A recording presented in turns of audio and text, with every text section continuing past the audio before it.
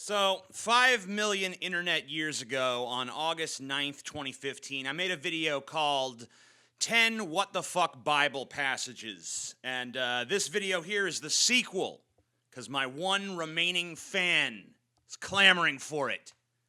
Number 10, but Onan knew that the child would not be his. So whenever he slept with his brother's wife, he spilled his semen on the ground to keep from providing offspring for his brother. What he did was wicked in the Lord's sight, so the Lord put him to death also. Genesis 38, 9, and 10. So here's the thing. Onan's brother died, and in those wacky biblical times, if your brother died, you were expected to marry his wife and impregnate her. And if she bore you a son, it would be considered not your son, but your brother's son, because fuck basic biology, right? And your brother's son, he could inherit your brother's shit, even though it was really your son, But if you had no son with your brother's wife, who is now your wife, then you would inherit your brother's shit, so, I don't know, it's a bunch of convoluted bullshit. Anyway. So Onan wanted to inherit his brother's stuff, so he didn't want to have a son because it would be considered his brother's son and inherit his brother's stuff, which he wanted to inherit, so he employed the classic pull-out method and shot his load on the ground instead of into his brother's widow, who was now his wife, via some dumb shit called levirate marriage. I can think of several more creative places he could have fired his jizz cannon, but whatever. God saw this was going on, and he was wise to Onan's scam. He was like, "Thou shalt not shooteth thine load upon the dirt of the ground. Death to you!" And God, God smote his ass, as God was, prone to do. Poor guy didn't know if he was coming or going. You know what I'm saying? Huh? Yeah, all right. Number 9. From there, Elisha went up to Bethel. As he was walking along the road, some boys came out of the town and jeered at him. "Get out of here, Baldy," they said. "Get out of here, Baldy." He turned around, looked at them, and called down a curse on them in the name of the Lord.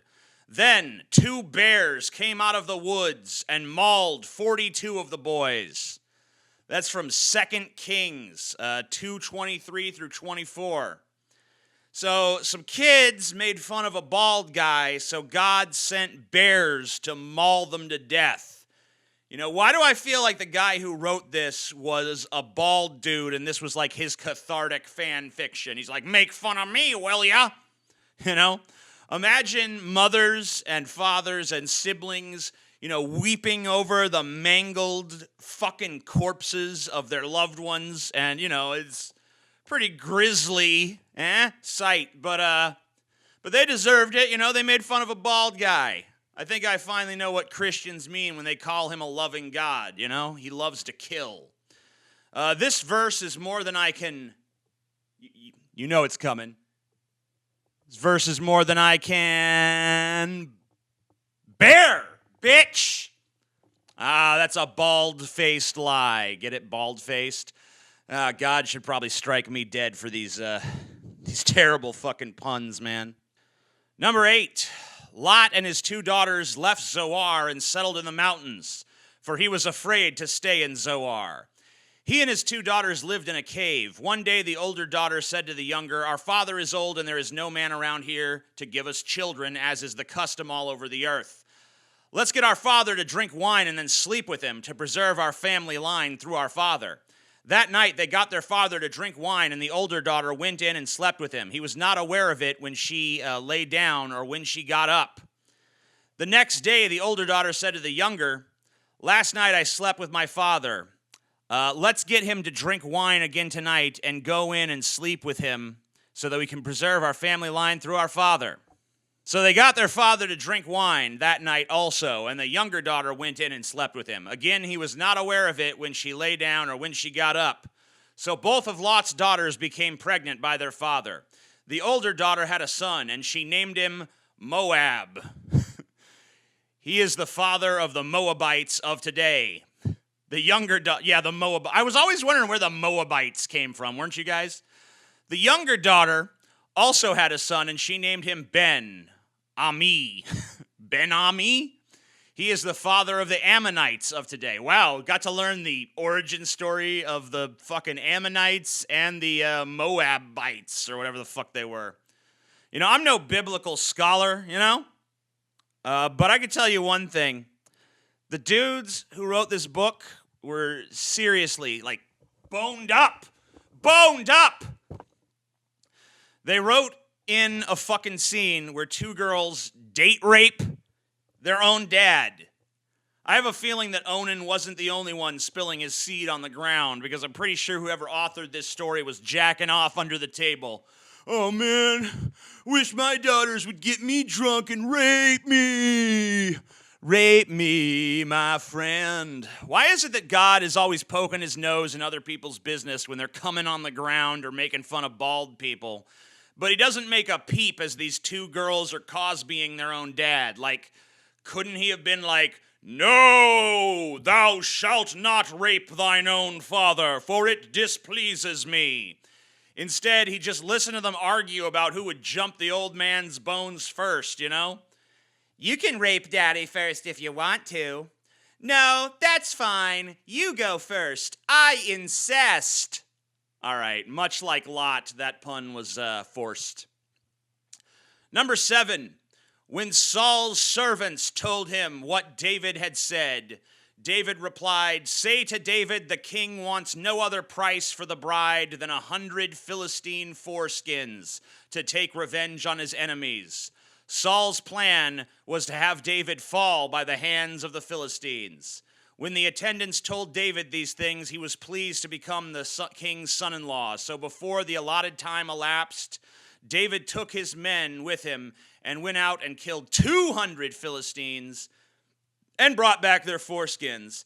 They counted out the full number to the king so that David might become the king's son-in-law. Then Saul gave him his daughter Michal, I don't know, in marriage. That's 1 Samuel. I'm allergic to this bullshit. 1 Samuel 18:25 through 27. So yeah, Saul was like, "Yeah, sure, you can marry my daughter, but first I need a big bag of foreskins, you know?" I mean, sure, it sounds a little weird to us today, but remember, they didn't have rubber bands back then, so, you know, people had to make do. What do you think Saul was going to do with all those foreskins? Was he going to, like, wear them like rings and shit? Ooh, look at all my Philistine foreskins. Truly, I value them more than gold. Ooh, this one's really big and stretchy. It's more like a 5 skin. I guess when you're king, no one has the courage to pull you aside and be like, "Hey, Saul, yeah, dude, this foreskin thing, kind of weird, you know? It's a little weird, buddy." Yeah, but hey, you know, that's Saul, folks. Number 6, he that is wounded in the stones, or hath his privy member cut off, shall not enter into the congregation of the Lord. So if you have injured balls or a missing dick, that's just the start of your problems, because you don't get to go to church, which people really wanted to do back then, you know? God's really not interested in you at that point, you know? He likes it when you cut off the very tip of your dick. But if the whole thing's gone, he's just like, nah. God likes a mostly intact cock and balls. That's just how he rolls. I mean, he loves you and he wants you to go to heaven, but he's got standards, okay? He isn't looking to save the soul of some dickless loser, you know? I guess God can be a bit testy. Oh. Number 5, but Rabshakeh said unto them, "Hath my master sent me to thy master and to thee to speak these words? Hath he not sent me to the men which sit on the wall, that they may eat their own dung and drink their own piss with you?" 2 Kings 18:27. This is one verse you don't see adapted into a whole lot of those children's illustrated Bibles, you know? I don't really know what to say. The whole thing is just hard to swallow. Number 4, At a lodging place on the way, the Lord met Moses and was about to kill him. But Zipporah took a flint knife, cut off her son's foreskin, and touched Moses' feet with it.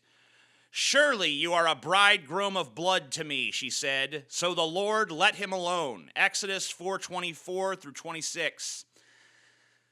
That sequence of events is mind-blowingly non sequitur. The Lord is like, "Fuckest thou, Moses? I hath had enough of thine shit." But quick-thinking Zipporah leapt into action, lobbed off a piece of her son's dick, touched Moses' feet with it, said some magic words, and God was like, "Oh, that's different. Thou art cool with me once more, Moses." Well, there's not much to say, so I'll have to, cut this short. Get it? Circumcision joke. If you don't get it, there's no reason to get snippy. Number 3, whosoever hath any blemish, let him not approach to offer bread of his God.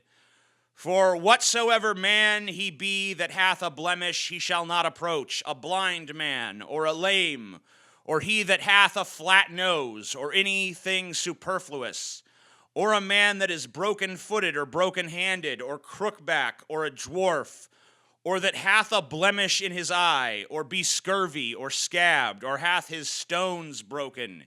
He shall not go in unto the veil, nor come nigh unto the altar, because he hath a blemish, that he profane not my sanctuaries. Leviticus 21:17 through 23. So, okay, church rules, you guys.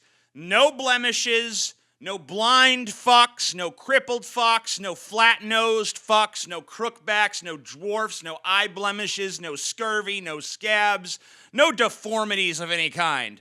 I mean, what is this, a fucking beauty pageant? You can't even go in with a broken hand.